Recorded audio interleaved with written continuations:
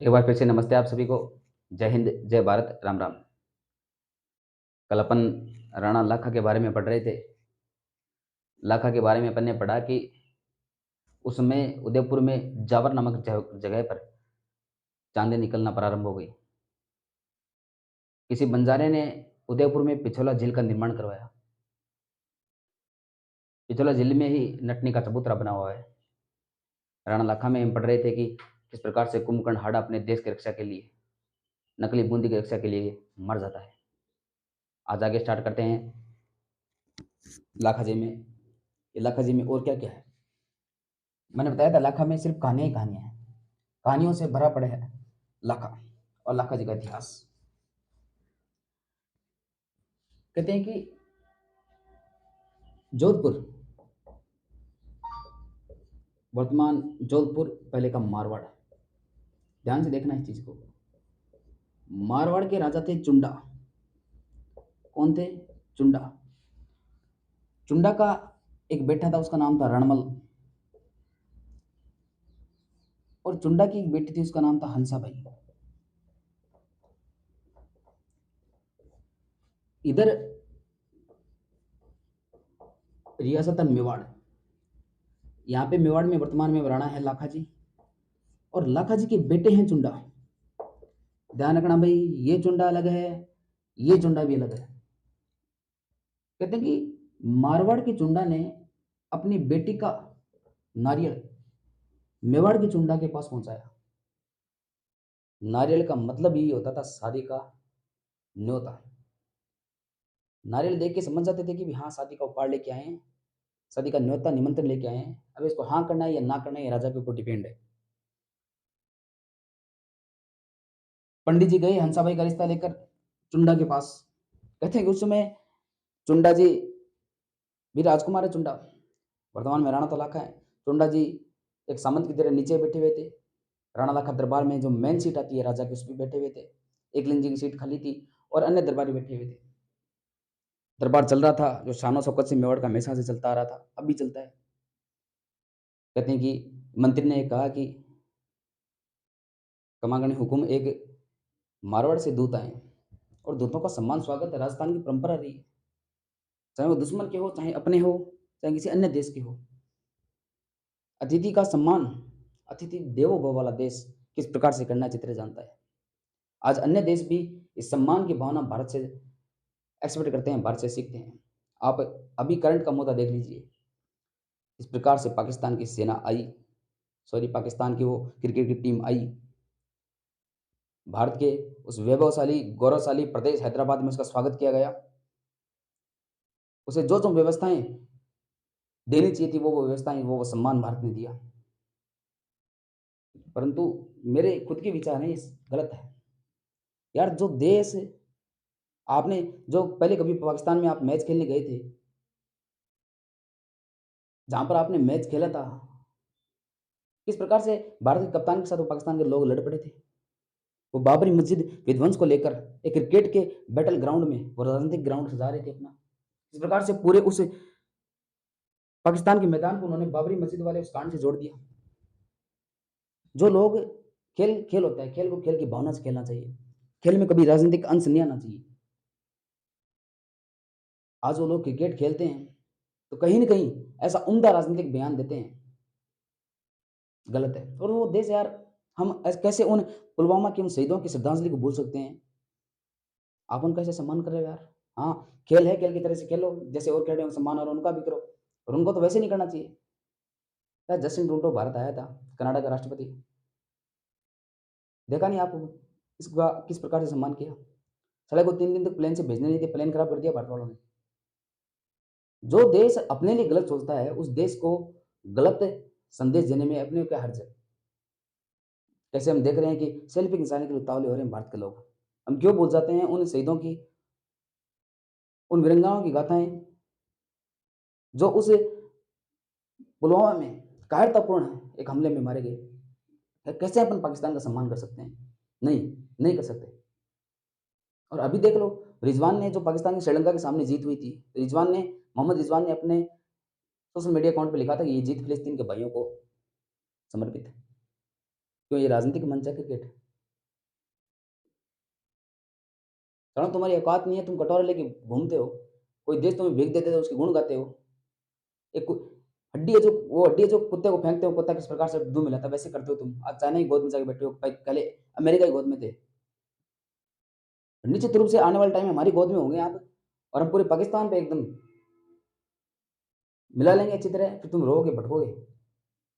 और मैं भारतवासियों से भी अपील करना चाहता हूँ कि उन दरिंदों का खेल है, खेल की तरह रखो, इस प्रकार से सम्मान नहीं करें। जो उत्कंठाएँ, जो पीड़ाएँ आपके हृदय में विदरित होती हैं, उन पीड़ाओं को आप सँजोए रखिए। गले मिलने जाते हैं हम, गले मिलने के लिए इतने उतावले होते हैं। फिर कहते हैं ना सर वो पहले एक ही तो थे, गले क्यों नहीं मिले? वो भी अपने भाई हैं। नहीं है, पहले भी एक नहीं थे, अब भी एक नहीं है, एक हो भी नहीं सकते। एक होते तो भारत में रहते, पाकिस्तान की माँग नहीं करते। बातों को ध्यान रखना, इनकी फितरत है, कभी काली पट्टी बाँधेंगे, लेकिन मेरे मन में तो एक मैं भविष्यवाणी कर रहा हूँ अभी भी, मेरे मन में हो रही है कि ये जाते-जाते मैच होगा, उस मैच में कुछ न कुछ ऐसा करके जाएँगे। आप देख लेना, रिकॉर्ड कर लेना इस चीज़ को। मैच में ऐसा कुछ गड़बड़ करके जाएँगे कि पूरे वर्ल्ड कप को, पूरे भारत को जहाँ पर यहाँ पर मैच हो रहा है, उनको शर्मसार होना पड़ेगा। अभी कर दी उन्होंने एक तो। यार खेल को आप खेल की तरह रखो, खेल को राजनीतिक मंच मत बनाओ। अगर आपके राजनेता प्रखर हैं, आपके राजनेता विद्वान हैं, आपका देश विद्वान है, तो राजनीतिक मंच पे जाके टक्कर ले। हमने कभी भी किसी भी खेल में इस प्रकार के जो घिनौने काम है वो नहीं किए। मेरा तो मानना था कि नहीं, हैदराबाद में कोई धर्मशाला में पटक के रखते हैं। इनकी क्या औकात है होटलों में, 5 स्टार होटलों में रहने की। तो देश जैसा सम्मान चाहता है वैसा सम्मान पाएगा। जो देश हमारे साथ अब अच्छे संबंध बना के रखेगा, वो अपेक्षा करता है कि हम उसके साथ, और हम भी अपेक्षा करते हैं कि हम उसके साथ उससे भी अच्छे संबंध बना के देंगे। लेकिन जो देश हमारे वीर फौजी भाइयों पर हमला करेगा, कायरतापूर्वक हमला करेगा, यूएनओ में जाके गंदे भाषण देगा, कश्मीर का राग अलापेगा, उसको कड़ी चुनौती देंगे। तो भारत के नागरिक किसी से कम नहीं है। यार तुम्हारी सोशल मीडिया पे इतनी गंदी बेइज़्ज़ती करते हैं, इतनी खतरनाक मीम देते हैं तुम पे, मर जाओ तुम देखते-देखते। फिर भी आप ये घिनौनी हरकत मैच के दौरान कर रहे हो। देख ली तुम्हारी टीम, कोई औकात नहीं है तुम्हारी टीम की। चलो यार अपन आगे आते हैं। कहा था जोधपुर का राजा चुंडा, चुंडा का एक बेटा रणमल, रणमल की बेटी हंसाबाई, इधर मेवाड़ के राणा लाखा और राणा लाखा के बेटे चुंडे। चुंडा ने अपनी बेटी हंसाबाई का नारियल मेवाड़ के चुंडा के लिए भेजा। मैंने बताया था किस प्रकार से दरबार में बैठे हुए थे, दूत आया, दूत पे बहुत बड़ा भाषण हो गया, वो दूत का सम्मान किया गया, दूत को पूछा गया भी मारवाड़ का दूत इतनी दूर मेवाड़ की धरती में कैसे? तो दूत ने कहा राणा लाखा जी, हमारे राठौड़ चुंडा ने रिश्ता भेजा है उनकी बेटी हंसाबाई के लिए। कहते हैं कि लाखा जी उसमें समझ नहीं पाए, वो सोचे कि रिश्ता मेरे लिए आया है, वो कतई ये नहीं सोच पाए कि रिश्ता उनके बेटे चुंडा के लिए आया है। कहते हैं राणा लाखा हंस पड़े, क्या इस बुढ़ापे में भी शादी उम्मीद रखते होगे आप? और राणा लाखा की ये बात सुनकर पूरा दरबार हंस पड़ा कि यार शर्म करनी चाहिए लाखा जी को, उनका बेटा भी उनसे बड़ा लग रहा है, राणा लाखा जी अब भी शादी करना चाहते हैं। कहते हैं कि उस भरे दरबार में अपने पिताजी की बात पे हँसने वाले उन सामंतों को देखकर चुन्ना क्रोधित हो गया, और उसने उन दूतों से निवेदन किया कि निश्चित रूप से आप पिताजी की शादी उनके साथ कीजिए, हंसाबाई के साथ, मैं उन्हें माता का सम्मान दूँगा। उस जो बेइज़्ज़ती थी कहीं न कहीं एक राणा लाखा की, उस बेइज़्ज़ती को कम करने के लिए चुंडा ने अपने पिताजी की शादी के साथ हामी-हाँ भरी। लेकिन वो दूत ने कहा, आप मेरी बात समझे नहीं चुंडा जी। हम ये चाहते हैं कि हमारी रानी हंसाबाई की शादी आपके साथ हो और उनका आने वाला बेटा अगला मेवाड़ का राजा बने। चुंडा ने कहा कि निश्चित रूप से मैं बड़ा बेटा हूँ, राजा मेरे को बनना चाहिए, परंतु मैं आज ये प्रतिज्ञा करता हूँ कि मैं आने वाले समय में मेवाड़ की गद्दी हासिल नहीं करूँगा। मेरे पिताजी लाखा जी और हंसाबाई के जो बेटा होगा वही अगला मेवाड़ का शासक बनेगा। कहते हैं इतनी बड़ी प्रतिज्ञा ली कि जिस समय भाई अपने भाई की हत्या कर देता था, बेटा अपने बाप की हत्या कर देता था, शासन को पाने के लिए उस समय उस स्वाभिमानी लड़के ने अपने बाप की बेइज्जती देकर पूरा मेवाड़ का सिंहासन त्याग दिया। ऐसे उदाहरण हमें बहुत कम देखने को मिलते हैं। इसलिए चुंडा को कहते हैं मेवाड़ का भीष्म। क्यों भीष्म है? तो प्रतिज्ञा ली है। हालाँकि लोग ये भी कहते हैं कि चुंडा ने शादी नहीं की, नहीं। चुंडा जी ने खूब शादियाँ की हैं, जितनी हो सकती है उससे भी ज़्यादा की है।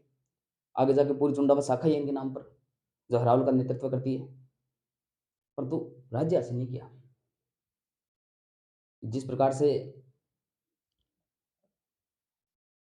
राजा शांतनु ने महाभारत काल में सत्यवती से शादी की, तो सत्यवती के माँ-बाप की शर्त थी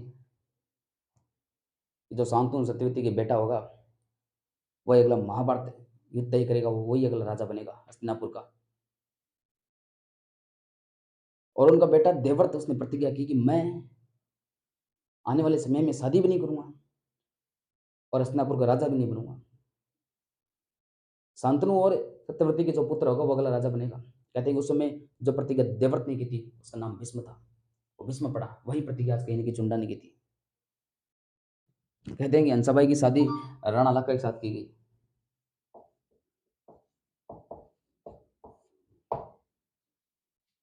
इतना ही था राणा लक्का का खेल। आगे अपन पढ़ेंगे कि किस प्रकार से आगे जो संयोग बने, किस प्रकार से मुगल राजा बना, किस प्रकार से रणमल का संरक्षक बना, किस प्रकार से राव चुंडा को बाहर निकाला गया। आज इतना ही। इसी के साथ आपको धन्यवाद। जय हिंद, जय भारत, राम राम सभी।